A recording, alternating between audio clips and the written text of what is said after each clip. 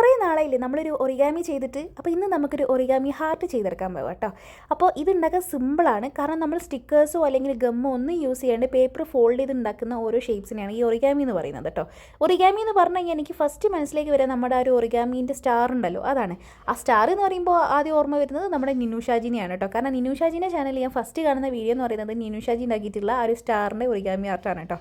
അപ്പോൾ ഇതുണ്ടാക്കാൻ സിമ്പിളാണ്. നിങ്ങൾക്ക് ഇഷ്ടമുള്ള വിധത്തിലുള്ള പേപ്പർ എടുക്കുക. അപ്പോൾ ഞാൻ ഇവിടെ കുറച്ചധികം വിധത്തിലുള്ളതാണ് എടുത്തിട്ടുള്ളത്. എന്നിട്ട് ഇതുപോലെ ട്രയാങ്കിൾ ഷേപ്പിൽ നമ്മളിങ്ങനെ ഫോൾഡ് ചെയ്ത് എൻഡ് വരെ കൊണ്ടുവരിക. ആൻഡ് എൻഡിൽ വരുന്ന ഈ ഒരു എക്സസ് പാർട്ട് നമ്മളിതുപോലെ ഫോൾഡ് ചെയ്ത് അതിൻ്റെ അകത്തേക്ക് നാക്കി ടൈറ്റാക്കി വെച്ച് കൊടുക്കുക കേട്ടോ.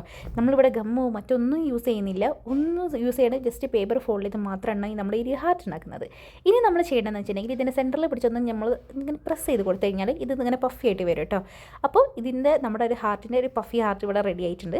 ഇനി ഇതിൻ്റെ രണ്ട് സൈഡിലുള്ള ഈ എഡ്ജസ് നമ്മൾ ഫോൾഡ് ചെയ്ത് ബാക്കോട്ടേക്ക് വെച്ച് കഴിഞ്ഞാൽ നല്ല രസം ഉണ്ടാവും കേട്ടോ. കാരണം നമ്മുടെ ആ ഒരു ഹാർട്ട് ഇവിടെ റെഡിയായി. അപ്പോൾ ചുമ്മാ ഇരിക്കുമ്പോൾ പ്രത്യേകിച്ച് പണിയൊന്നും ഇല്ലാണ്ട് ഇരിക്കുമ്പോൾ ഒക്കെ ചെയ്ത് വെക്കാൻ പറ്റിയിട്ടുള്ളതാണ്. കുറേ എണ്ണൊക്കെ ഉണ്ടാക്കി വെച്ച് കഴിഞ്ഞാൽ കാണാൻ നല്ല ഭംഗിയുണ്ടാവും. ഇത് വെച്ചിട്ട് നിങ്ങൾക്ക് വേറെയും പലതും ഉണ്ടാക്കാം. നിങ്ങൾക്ക് ഗാർലൻഡൊക്കെ ഉണ്ടാക്കാൻ പറ്റും കേട്ടോ.